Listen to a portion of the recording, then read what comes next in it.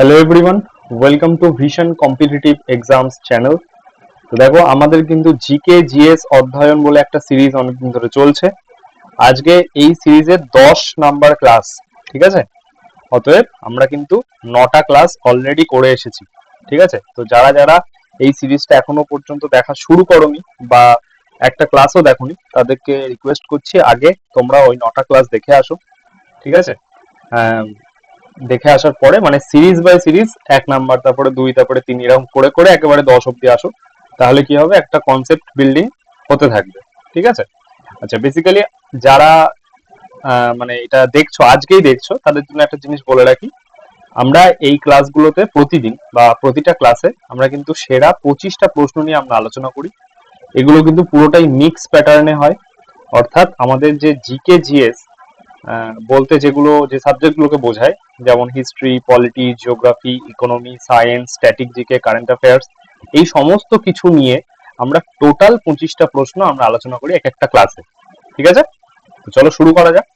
তার আগে দেখো, আমাদের একটা অ্যাপ রয়েছে, ভিশন কম্পিটিটিভ এক্সামস। এই অ্যাপটা তোমরা প্লে স্টোরে গিয়ে ডাউনলোড করবে। ডাউনলোড করার পরে এই অ্যাপে তোমরা WBPSC সেকশনে চলে যাবে। এই যে এটা দেখতে পাচ্ছ, সেকশনে গেলে তোমরা অল ক্লাস পিডিএফ বলে অপশন পাবে। ওখানে ক্লিক করলে তোমরা আমাদের ভিশন WBCS চ্যানেল এবং ভিশন কম্পিটিটিভ এক্সামস এই দুটো চ্যানেলের ইউটিউবে যত ক্লাস করানো হয় সেই সমস্ত ক্লাসের যে পিডিএফ গুলো হয় সেগুলো কিন্তু তোমরা সম্পূর্ণ বিনামূল্যে ওখান থেকে ডাউনলোড করে নিতে পারবে এবং ফার্দার প্রিন্ট আউট করে পড়তে পারবে, ঠিক আছে। তো যাও এখনই ওটা ডাউনলোড করে নাও, ঠিক আছে। তো চলো শুরু করা যাক আজকের ক্লাস। দেখো, ফার্স্ট কোশ্চেন, খেলো ইন্ডিয়া যুব গেমস বা ইউথ গেমস 2024 কোথায় অনুষ্ঠিত হয়েছিল? এটা কিন্তু খুব রিসেন্ট একটা পরীক্ষাতে এসছে, সেটা হচ্ছে এসএসসি স্টেনো 2025, যেটা রেজাল্ট বেরোলো হচ্ছে আগস্টে, যেটা আগস্ট 2025-এ কিন্তু এর রেজাল্টটা বেরোলো, ঠিক আছে, বা অ্যান্সার কি যেটা বলতে পারো। এবার এখানে অ্যান্সারে যাওয়ার আগে একটা জিনিস বলে রাখি সবাইকে। দেখো, আমরা এই যে সিরিজটা এখন চলছে, এই যে জিকে জিএস অধ্যয়ন যে সিরিজটা চলছে, এখানে কিন্তু আমরা বিভিন্ন পরীক্ষার প্রশ্ন নিয়ে আলোচনা করব। ওয়েদার সেটা WBCS হতে পারে, বোথ প্রিলিমস অ্যান্ড মেন্স। তারপরে ধরো তোমার রেল হতে পারে, সেটা বোথ টায়ার 1 এবং হচ্ছে তোমার টায়ার 2, ঠিক আছে। আচ্ছা, তারপরে হচ্ছে যেমন ধরো এসএসসি যত পরীক্ষা আছে, এসএসসি কন্ডাক্টের যত পরীক্ষা আছে, যেমন ধরো সিজিএল, যেমন ধরো সিএইচএসএল, যেমন ধরো এমটিএস, যেমন ধরো স্টেনো, যেমন ধরো ফেজের যে পরীক্ষাগুলো হয়, ঠিক আছে। এরকম মানে এসএসসি যত পরীক্ষা হয়, সবকটা মেনশন করছি না, যত পরীক্ষা হয়। এছাড়াও এছাড়াও যেমন কিছু ডিফেন্সের পরীক্ষা হয়, যেমন ধরো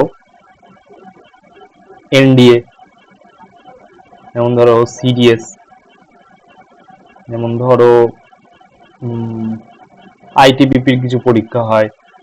এখানে এসএসসির ক্ষেত্রে জিডিটাও কন্ডাক্ট করতে পারো, ঠিক আছে।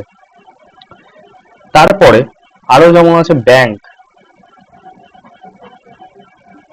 এই যে যতগুলো আমি এখানে লিখলাম, ঠিক আছে, এই সমস্ত পরীক্ষাতে যত রকমের প্রশ্ন আসে, আমরা বেসিক্যালি WBPSCর ক্ষেত্রে যদি আমরা বলি, তাহলে WBPSC তে যেই স্ট্যান্ডার্ডের কোশ্চেন আসে সেই স্ট্যান্ডার্ডের কোশ্চেন কিন্তু আমরা এই জিকে জিএস অধ্যয়ন সিরিজে কিন্তু আমরা আলোচনা করে থাকি বেসিক্যালি।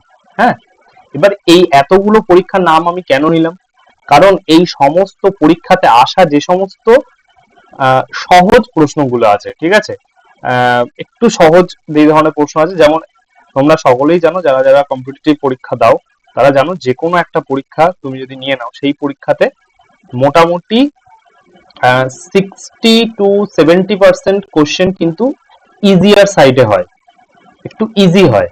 বাকি যে 30% সেটার মধ্যে কিন্তু অ্যাকচুয়াল সিলেকশনটা ঘোরাফেরা করে, যে ওই 30%-এর মধ্যে কে এগিয়ে থাকছে কে পিছিয়ে থাকছে, ঠিক আছে।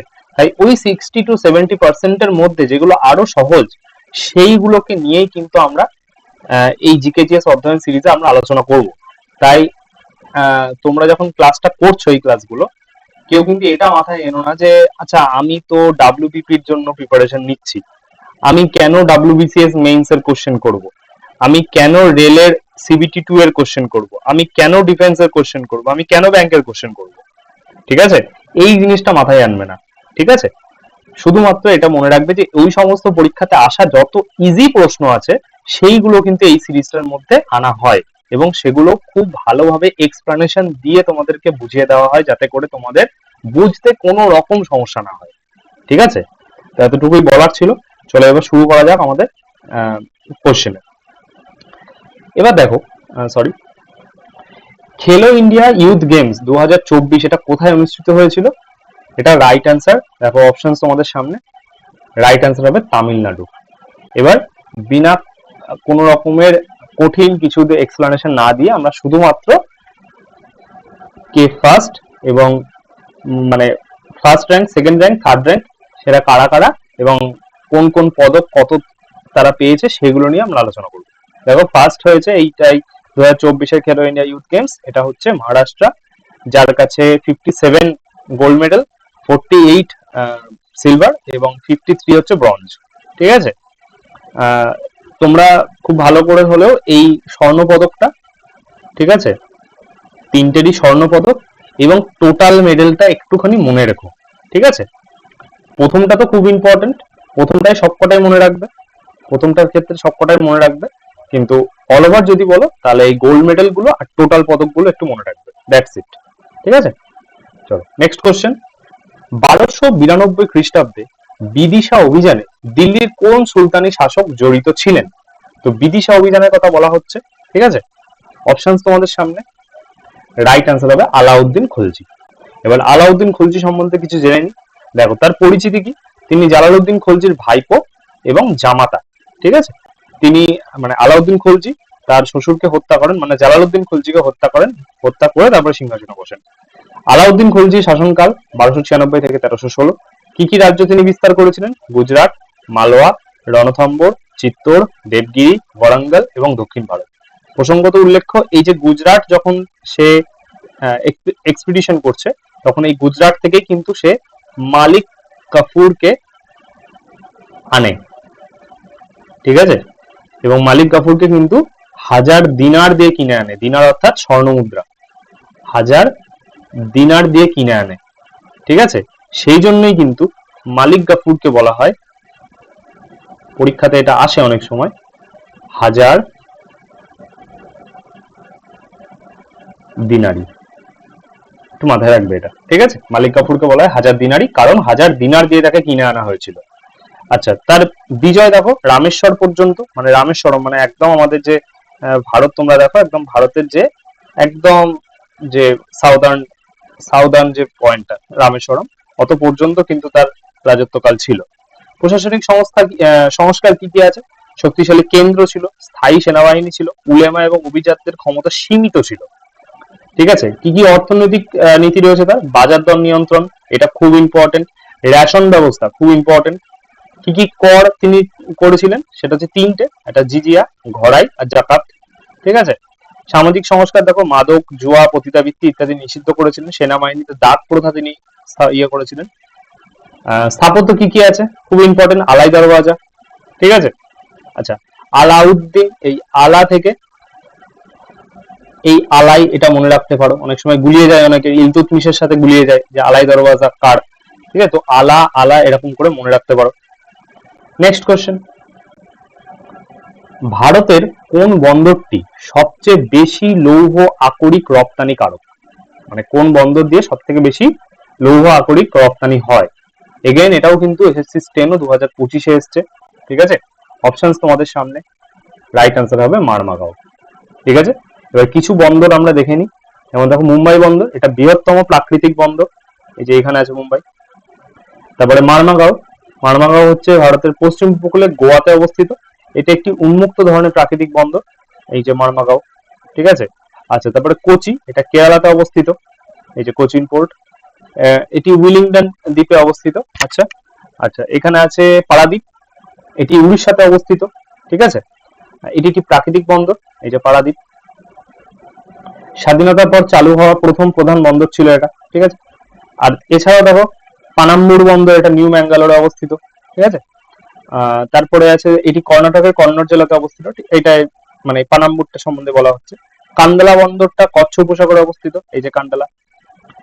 মারমাগাঁও জুবাড়ি মোহনার প্রবেশপথে অবস্থিত গোয়ার একটি গুরুত্বপূর্ণ বন্দর। এছাড়া তুতিকোরিন খুব ইম্পর্টেন্ট একটা বন্দর, তুতিকোরিন কিন্তু তামিলনাড়ুতে অবস্থিত, এই যে তুতিকোরিন। এইটাই হলো। নেক্সট কোশ্চেন, গ্ল্যাডনেসের সম্রাট, ইস্ট গ্ল্যাডনেস 2025 সালে একটা উপন্যাস, মানে এই দুটো, এটি কোন লেখকের লেখা? অপশনস তোমাদের সামনে। রাইট অ্যান্সার হবে ওশেন বুং, ওশেন বুং এর লেখা। এবার এখানে আমরা বুকস অ্যান্ড অথর্স, কিছু রিসেন্ট বুকস অ্যান্ড অথর্স নিয়ে আমরা আলোচনা করব এবং তাদের লেখক এবং কত সালে প্রকাশ। মোস্টলি সবকটাই 2025, এক্সেপ্ট এটা 2024-এ। মানে বুঝতে পারছো সবকটা কিন্তু নতুন বুকস, তাই বুকস অ্যান্ড অথর্স এর টপিকে কিন্তু এটা মনে রাখতেই হবে। দেখো বইয়ের নাম the dark path, the structure of war and the rise of the west, এটা উইলিয়ামসন মুরি এর লেখা। War in modern China, a military history, এটা হ্যারোল্ড এম টেনার এর লেখা। দ্য ইন্ডিয়ান রেভিলিয়ন 1857 থেকে 1859, a military history in the global context, Kaushik Roy. The strategist, Churchill, Stalin, Roosevelt, Mussolini and Hitler, এটা Phillips Payson O'Brien এর লেখা। Henry five, the astonishing rise of England's greatest warrior king, এটা Dan জোনাসের লেখা। Operation biting, the 1942 parachute assault to capture Hitler's radar, এটা Max Hastings এর লেখা। Agent Zo, the untold story of fearless world war second resistance fighter Elzbieta Zawacka, ঠিক আছে, এটা Clare Mulley লেখা। তারপরে দেখো battle for the island kingdom, England's destiny 1000 থেকে 1066, এটা ডন হলওয়ের লেখা।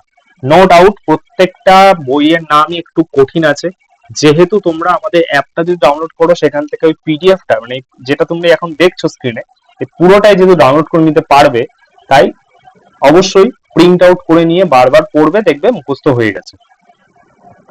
নেক্সট কোশ্চেন, নিচের কোনটি থাইল্যান্ডের মুদ্রা? 5 নম্বর কোশ্চেন চলছে। অপশনস তোমাদের সামনে। রাইট অ্যান্সার হবে বাহাত। দেখো থাইল্যান্ডের মুদ্রার নাম বাহাত, চীনের মুদ্রার নাম হচ্ছে ইউয়ান এবং মালয়েশিয়ার হচ্ছে রিঙ্গিত। নেক্সট কোশ্চেন, আয়তনের দিক থেকে ভারতের বৃহত্তম দ্বীপ কোনটা? এগেন এটাও এসএসসি স্টেনো 2025-এ এসছে। অপশনস তোমাদের সামনে। রাইট অ্যান্সার হবে গ্রেট নিকোবর দ্বীপ। এবার এর সম্বন্ধে জেনে নিই। গ্রেট নিকোবর হলো ভারতের নিকোবর দ্বীপপুঞ্জের দক্ষিণে অবস্থিত একটা দ্বীপ। এটা নিকোবর দ্বীপপুঞ্জেরও বৃহত্তম দ্বীপ। সুমাত্রা দ্বীপটি হচ্ছে গ্রেট নিকোবরের দক্ষিণে অবস্থিত। সুমাত্রা দ্বীপ নিকোবরের সব থেকে কাছে। এই সুমাত্রা দ্বীপটা সুমাত্রা দেশের কথাই কিন্তু বলা হচ্ছে ওখানে। দুটো স্থানের মধ্যে দূরত্ব মাত্র 1192 কিলোমিটার। গ্রেট নিকোবর থেকে শ্রীলঙ্কার দূরত্ব মাত্র 1437 কিলোমিটার। ঠিক আছে, চলো নেক্সট কোশ্চেন। শাহজাহান নিম্নলিখিত কাকে সুলতান বুলন্দ ইকবাল এই উপাধি দিয়েছিলেন? অপশন তোমাদের সামনে। রাইট অ্যান্সার হবে কিন্তু দারা শিকো। প্রসঙ্গত উল্লেখ্য এখানে যতজন আছে প্রত্যেকে কিন্তু শাহজাহানের ছেলে, মুরাদ বখশ, সুজা, দারা শিকো এবং ঔরঙ্গজেব। এবার দারা শিকো সম্বন্ধে একটু জেনে নি। দেখো শাহজাহানের 4 পুত্র ছিলেন, যথা দারা শিকো, শাহ সুজা, মুরাদ, ঔরঙ্গজেব, যার মধ্যে দারা শিকো ছিলেন জ্যেষ্ঠ অর্থাৎ বয়সে বড়। 1642 সালে 10ই সেপ্টেম্বর শাহজাহান আনুষ্ঠানিকভাবে দারা শিকোকে তার উত্তরাধিকারী হিসেবে নিশ্চিত করে যান। তাকে সুলতান বুলন্দ ইকবাল, এই কোশ্চেনটা কিন্তু ইম্পর্টেন্ট, হ্যাঁ, এই উপাধিটা দিয়েছিলেন। কিন্তু উত্তরাধিকার যুদ্ধে দারা শিকো ঔরঙ্গজেবের কাছে পরাজিত হয়। ঠিক আছে, দুটো যুদ্ধ হয়েছিল, একটা হচ্ছে ব্যাটল অফ সামুগার, ঠিক আছে, আর একটা কমেন্টে জানাবে তোমরা, একটা আমি বললাম একটা তোমরা জানো। আচ্ছা, দারা শিকো হচ্ছে একজন বুদ্ধিজীবী, উদারপন্থী এবং সুফি হিসেবে পরিচিত ছিল। তার কিছু সাহিত্যকর্ম মানে দারা শিকো, সেটা হচ্ছে তরিকত উল হাকিকত, ইকসির ই আজম, রিসালা ই হুকুনামা এবং সিরি আকবর। এই সিরি আকবরটা কিন্তু ইম্পর্টেন্ট, এটা একটু মাথায় রাখবে, এটা কিন্তু পরীক্ষাতে আসে। সিরি আকবর এটা কার লেখা। নেক্সট কোশ্চেন দেখো, জাতীয় কংগ্রেসের কোন অধিবেশনে প্রথমবার বন্দে মাতরম গানটি গাওয়া হয়েছিল? অপশন তোমাদের সামনে, রাইট অ্যান্সার হবে 1896 সালের অধিবেশনে। এই অধিবেশনটা কলকাতায় হয়েছিল। এই অধিবেশনে বন্দে মাতরম গানটা প্রথম গাওয়া হয়। এই কলকাতা অধিবেশনের সভাপতি ছিলেন রহিমতুল্লাহ এম সায়ানি। বন্দে মাতরম গান সম্বন্ধে জেনে নিই। গানটি গেয়েছিলেন রবীন্দ্রনাথ ঠাকুর, লিখেছিলেন বঙ্কিমচন্দ্র চ্যাটার্জি 1874 সালে।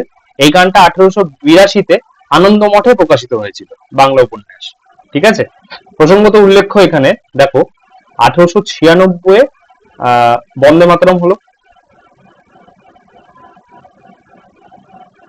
এবং 1911-তে হলো হচ্ছে জন গণ মন। এবার এই দুটো, অর্থাৎ এই 1896 সালের অধিবেশন এবং 1911 সালের অধিবেশন, এই দুটোই কিন্তু হয়েছিল কলকাতায়। 1896 এর সভাপতিকে আমরা দেখে নিলাম রহিমতুল্লাহ এম সায়ানি। ঠিক আছে, রহিমতুল্লাহ এম সায়ানি। আর 1911 সালে ছিলেন হচ্ছে বিশান নারায়ণ ধর। ঠিক আছে, নেক্সট কোশ্চেন দেখো, অলকানন্দা নদী নিচের কোনটি থেকে উৎপন্ন হয়েছে? এগেন এটাও কিন্তু এসএসসি স্টেনো 2025-এ এসছে। তো এসএসসি স্টেনোর কিন্তু অনেকগুলো কোশ্চেন মানে অলরেডি করে ফেললে। তো তোমার কি কোনো জায়গায় এটা দেখে মনে হচ্ছে যে এই কোশ্চেনটা একটু কঠিন, বা আমার করতে একটু মানে এই কোশ্চেনটা অ্যান্সার করতে আমার কঠিন লাগছে? কখনোই না। কারণ তুমি যদি ডাব্লিউবিপির জন্য পড়াশোনা করো, তাহলে তুমি ভাবো তোমার কাছে এই কোশ্চেন একেবারে জল ভাত, এগুলো তোমাকে করতেই হয়, মুখস্থ করতেই হয় এগুলো। ঠিক আছে, তাই কোনো সময় এক্সাম দেখে কোশ্চেন মুখস্থ করবে না বা কোশ্চেন বুঝবে না, কখনোই এক্সাম দেখে পড়বে না। ঠিক আছে, দেখো অলকানন্দা নদী নিচের কোনটি থেকে উৎপন্ন হয়েছে? অপশন তোমাদের সামনে, রাইট অ্যান্সার হবে শতপন্থ হিমবাহ। এবার এইখানে এই ছবিটা কিন্তু খুব ইম্পর্টেন্ট, কারণ এখান থেকে আমরা জানবো প্রয়াগ সম্বন্ধে। এখান থেকে আমরা প্রয়াগ সম্বন্ধে জানবো। কটা আছে? টোটাল আছে 5টা, অর্থাৎ পঞ্চপ্রয়াগ সম্বন্ধে জানবো। মেন যে নদীটা আসছে, এরকম করে যে নদীটা আসছে, এরকম করে যে নদীটা আসছে, এই নদীটার নাম হচ্ছে অলকানন্দা। ফার্স্টে এটা মাথায় রাখবে। অলকানন্দার সাথে বিভিন্ন নদী যুক্ত হবে, যেমন এইটা, এইটা, এইটা, এদিকে এইটা, এদিকে এইটা, এই কটা নদী যোগ হবে। যোগ হয়ে যেখানে যেখানে যোগ হবে, এই যে সার্কেল গুলো দেওয়া আছে, সেই জায়গাটা এক একটা প্রয়াগের নাম। এগুলো কিন্তু এক একটা জায়গার নাম। প্রয়াগ মানে একটা নদী একটা নদীর সাথে এসে মিলিত হচ্ছে, এরকম জায়গাটা।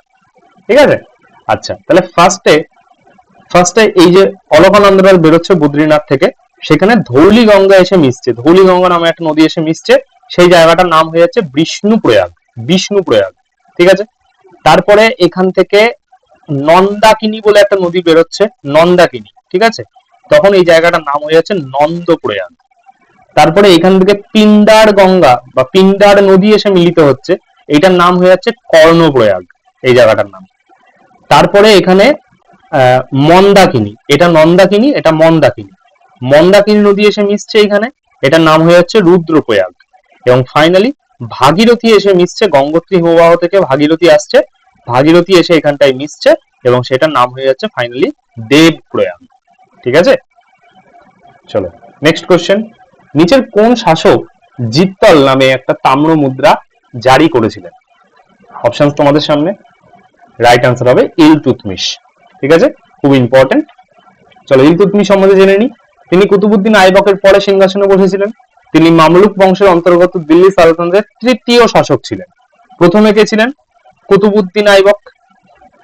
সেকেন্ডে একজন ছিলেন, এবং থার্ডে হচ্ছে ইলতুৎমিশ। এবার তোমাদের যেটা কাজ, সেটা হচ্ছে কমেন্টে এই সেকেন্ড শাসকটার নাম লেখা। ঠিক আছে, চলো। তিনি তুর্কান ই চেহলগানি নামে পরিচিত 40 জন অনুগত দাস আমিরের একটা দল গঠন করেছিলেন, যাকে চালিসা বলা হয় বা 40 চক্র বলা হয়। তিনি রৌপ্য মুদ্রা টঙ্কা এবং কপার, এটা কুপার না, এটা কপার হবে, কপার মুদ্রা জিতল বা তামার মুদ্রা, এটা চালু করেছিলেন। তিনি লাহোরের পরিবর্তে দিল্লিকে রাজধানী করেন। ঠিক আছে, নেক্সট কোশ্চেন। কে 2024 সালে নোবেল শান্তি পুরস্কার পেয়েছেন? অপশন তোমাদের সামনে, রাইট অ্যান্সার হবে নিহান হিদাঙ্কিও।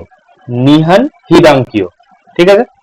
আচ্ছা, নোবেল পুরস্কার প্রধানত এই 6টা ক্ষেত্রে দেওয়া হয়: পদার্থবিদ্যা, রসায়ন, চিকিৎসা বিদ্যার মধ্যে ফিজিওলজি এবং মেডিসিন, এই দুটো সাব টপিক বা এই দুটো সাব জনরা কিন্তু দেখে নেবে। সাহিত্য, শান্তি এবং অর্থনীতি, এই 6টা বিষয় কিন্তু দেওয়া হয়।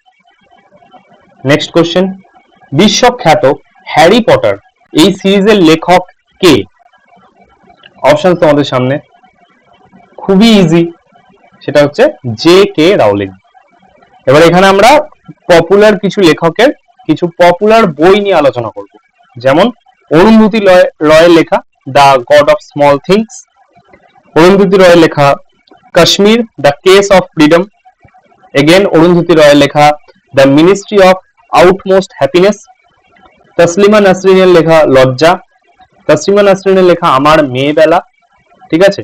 সলমান রুশদির লেখা 3 তালাক, এক্সামিনিং ফেইথ, সলমান রুশদির লেখা শেম, এটা ইম্পর্টেন্ট, এটা আসে অনেক সময়, এগুলো important.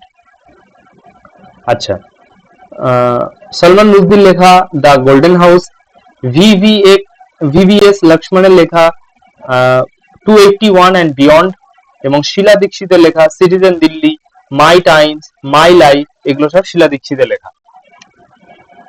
Next question, again SSC steno 2025-এ আসা প্রশ্ন, লিগনাইট কয়লার বৃহত্তম উৎপাদক রাজ্যের নাম কি? অপশন তোমাদের সামনে, রাইট অ্যান্সার হবে তামিলনাড়ু। এবার তামিলনাড়ু সম্বন্ধে আমরা জেনে নিই, খুব ইম্পর্টেন্ট এই ছোট ছোট স্টেট ইনফোগুলো আমরা জেনে রাখা। ঠিক আছে। যেমন ধরো তামিলনাড়ুর রাজধানী চেন্নাই, মুখ্যমন্ত্রী M.K. স্টালিন, রাজ্যপাল R.N. রবি, প্রতিষ্ঠা দিবস 1 নভেম্বর 1956, এটাই হচ্ছে প্রথম আমাদের ভারতে গঠিত রাজ্য যেটা ভাষা ভিত্তিতে গঠন হয়েছিল, এবং এদের রাজ্য ফল যেটা, এটা পরীক্ষাতেও আসে, ওই জন্য লেখা হয়েছে, সেটা হচ্ছে কাঁঠাল বা জ্যাকফ্রুট।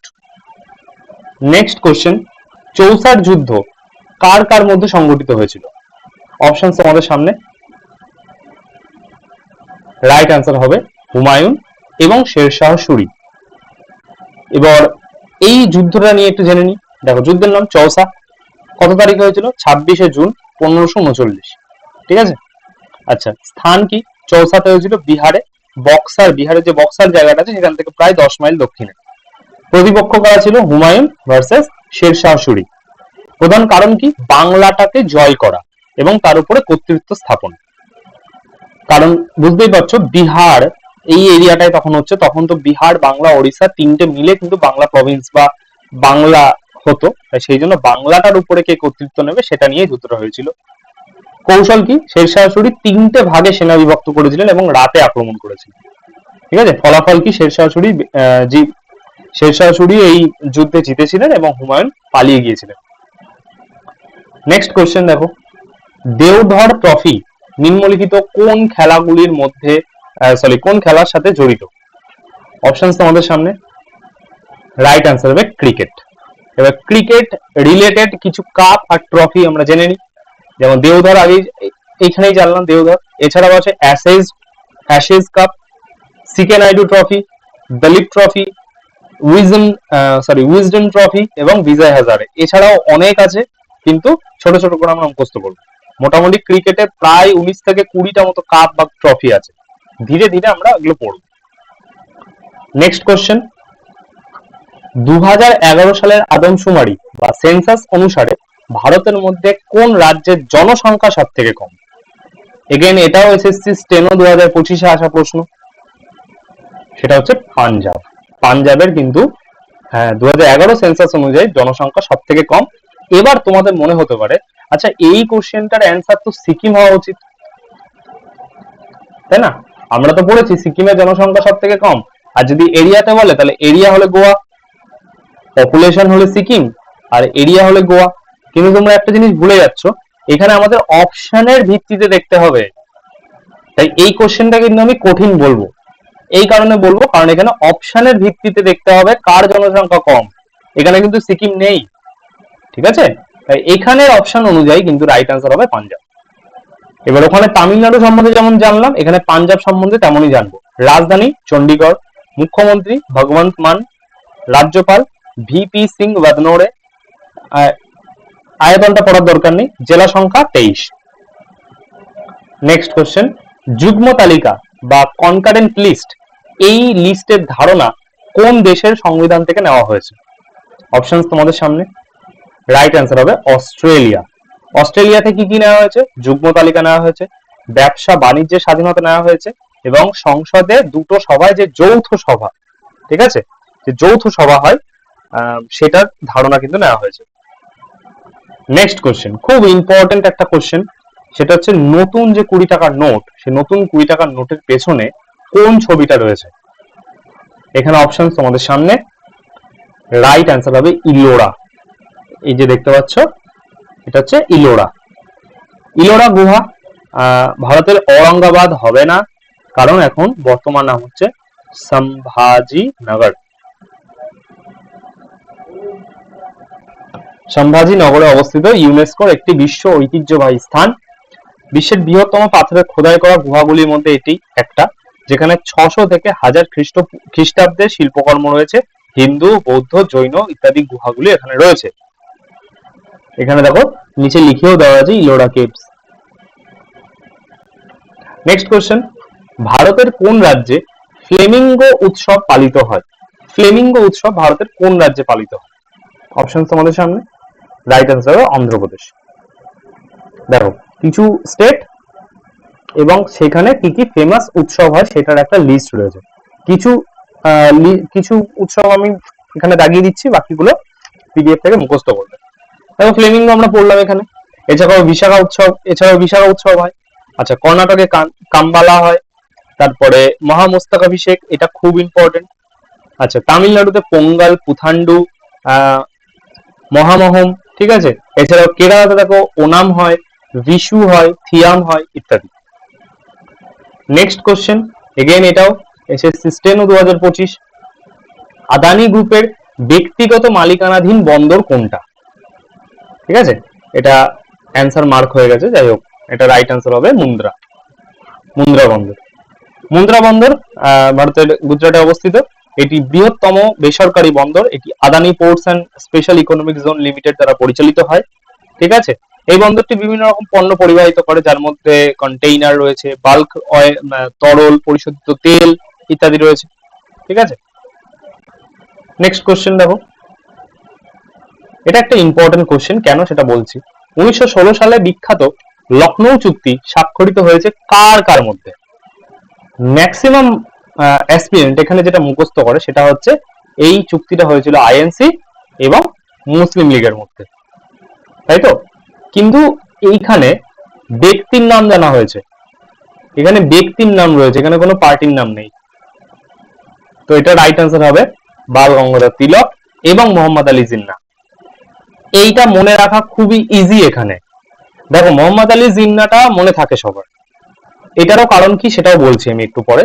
মোহাম্মদ আলী জিন্নাহটা সবার মনে থাকে, কিন্তু বাল গঙ্গাধর তিলক হবে না, সেখানে অন্য কোনো কংগ্রেসের লিডার হবে, এটা নিয়ে কিন্তু কনফিউশন থেকে যায়।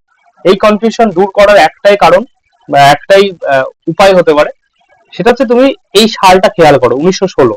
1916তে কি হচ্ছে? 1916তে যেটা হচ্ছে সেটা হচ্ছে হোম রুল লীগ।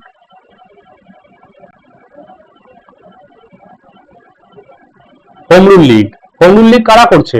দুজন ব্যক্তি, একজন হচ্ছে অ্যানি বেসান্ত, ফুল ফর্ম লিখবো না, আর একটা হচ্ছে বাল গঙ্গাধর তিলক, ঠিক আছে। তো তার মধ্যে এটাকে তোমরা মনে রাখবে, যেহেতু 1916তে হচ্ছে, তো বাল গঙ্গাধর তিলক এবং মোহাম্মদ আলী জিন্নাহ।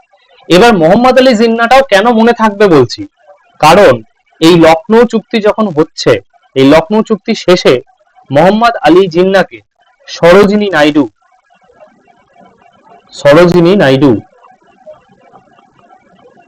কি বলেছিলেন?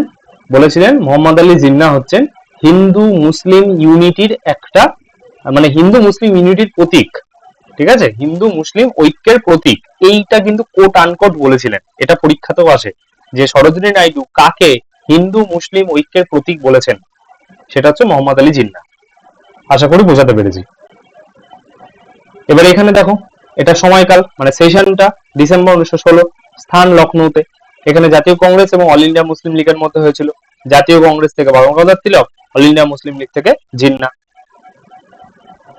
নেক্সট কোশ্চেন, কত সালে বিখ্যাত সেতার বাদক পণ্ডিত রবিশঙ্কর ভারত রত্ন পেয়েছিলেন?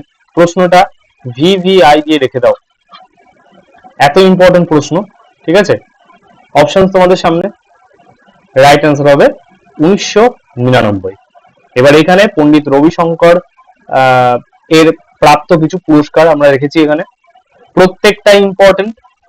তো দেখো, ভারতরত্ন 1999, পদ্মবিভূষণ 1981-তে, পদ্মভূষণ 1967-তে, সঙ্গীত নাটক একাডেমি অ্যাওয়ার্ড 1962-তে, সঙ্গীত নাটক একাডেমি ফেলোশিপ 1975-এ, কালিদাস সম্মান 1987-88-তে। ঠিক আছে, নেক্সট কোশ্চেন, এইটা একটা ট্রিকি কোশ্চেন তোমাদের জন্য রেখেছি, কিন্তু কোশ্চেনটা ইম্পর্টেন্ট। ভারতের প্রধান বিচারপতি হওয়া প্রথম অসমিয়া কে ছিলেন? অর্থাৎ ভারতের প্রথম অসমিয়া প্রধান বিচারপতি কে ছিলেন? ঠিক আছে, এবার তোমরা এখান থেকে একটু অপশন এলিমিনেট মানে হতে পারে এখান থেকে। ঠিক আছে, যদিও এটা বলা উচিত না, তাও এটা হতে পারে। যেমন দেখো, অসমিয়াতে এই গোস্বামী এবং রায় এই টাইটেল বেসিক্যালি দেখা যায় না, মানে অতটাও কিন্তু দেখা যায় না, কিন্তু এইভাবে কিন্তু করাটা উচিত না, কারণ থাকতেও পারে। কিন্তু সাইকিয়া, গগৈ এই টাইটেল গুলো কিন্তু থাকে, বরদলৈ এই টাইটেল গুলো থাকে। ঠিক আছে, তো সেই হিসাবে কিন্তু অপশন এলিমিনেট করতে পারতে। তো এখানে আমাদের রাইট অ্যান্সার হবে রঞ্জন গগৈ, যার টাইম পিরিয়ড ছিল 3রা অক্টোবর 2018 থেকে 17 নভেম্বর 2019। সুপ্রিম কোর্টের প্রধান বিচারপতি হতে গেলে কি কি যোগ্যতা লাগে সেটা রাখা হয়েছে। 1, তাকে ভারতের নাগরিক হতে হবে। 2, তাকে 5 বছর ধরে হাইকোর্ট অথবা হাইকোর্টের বিচারপতি হিসেবে দায়িত্ব পালন করতে হবে। এবার এইখান থেকে চলে আসছে অর, মানে অর এইটা না হলে এইটা না হলে এইটা, তিনটেই থাকতে হবে এমন নয় কিন্তু। হয় তাকে 5 বছরের জন্য হাইকোর্টের বিচারপতি হতে হবে, না হলে তাকে 10 বছর ধরে একটা হাইকোর্টের আইনজীবী থাকতে হবে, না হলে রাষ্ট্রপতির মতে তাকে একজন বিশিষ্ট আইনবিদ হতে হবে। এই হচ্ছে যোগ্যতা। নেক্সট কোশ্চেন, 2011 আদমশুমারি অনুযায়ী বা সেন্সাস অনুযায়ী ভারতের কোন রাজ্য বা কেন্দ্রশাসিত অঞ্চলে কোনো তপশিলি উপজাতি নেই, মানে কোনো এসটি পপুলেশন নেই? এগেন এটাও এসএসসি স্টেনো 2025-এ আসা কোশ্চেন। অপশন তোমাদের সামনে, রাইট অ্যান্সার হবে গোয়া। গোয়াতে কিন্তু কোনো এসটি পপুলেশন নেই অ্যাকর্ডিং টু 2011 সেন্সাস। এবার গোয়া সম্বন্ধে জেনে নি। রাজধানী পানাজি, মুখ্যমন্ত্রী হচ্ছে প্রমোদ সাওয়ান্ত, রাজ্যপাল হচ্ছেন অশোক গজপতি রাজু। এখানে যখন কেন্দ্রশাসিত অঞ্চল থেকে ভারতের অন্তর্ভুক্ত হচ্ছে সেটা হচ্ছে 19 ডিসেম্বর 1961। জেলা সংখ্যা 2টো, একটা উত্তর গোয়া, একটা দক্ষিণ গোয়া। নেক্সট কোশ্চেন এবং আমাদের লাস্ট কোশ্চেন, ডিসকভারি অফ ইন্ডিয়ার রচয়িতা কে? খুবই ইজি একটা কোশ্চেন, রাইট অ্যান্সার হবে জওহরলাল নেহেরু। এবার এখানে কিছু ফেমাস পার্সোনালিটি এবং তাদের লেখা কিছু বই, যেমন মহাত্মা গান্ধীর লেখা মাই এক্সপেরিমেন্ট উইথ ট্রুথ, এটা তার বায়োগ্রাফি, অটোবায়োগ্রাফি। এছাড়াও আছে হিন্দ স্বরাজ, কি টু হেলথ। এছাড়াও জওহরলাল নেহেরুর আছে Discovery of India, glimpses of world history. এছাড়াও আছে লেটার্স টু দ্য ডটার্স, এরকম একটা আছে।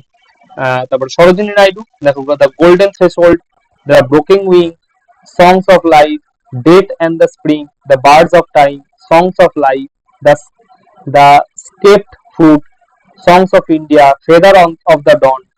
দাদাভাই নওরোজির লেখা poverty and unBritish rule in India, খুব ইম্পর্টেন্ট। বাল গঙ্গাধর তিলকের লেখা Gita Rahasya, Arctic home in the Vedas. GD সাভারকারের লেখা the Indian war of independence. তারপরে লালা লাজপত রায়ের লেখা আনহ্যাপি ইন্ডিয়া।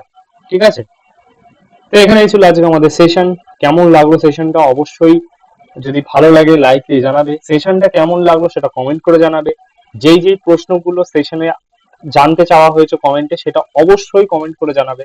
whenever তুমি গুগল থেকে জেনে করো অথবা নিজের থেকেই করো, কিন্তু কমেন্ট করে অবশ্যই জানাবে। ঠিক আছে, যদি মনে হয় সেশনটা শেয়ার করা যাবে তাহলে অবশ্যই সেশনটা শেয়ার করে দিও সবার মধ্যে। তো দেখা হচ্ছে আমাদের নেক্সট ক্লাসে। Thank you everyone.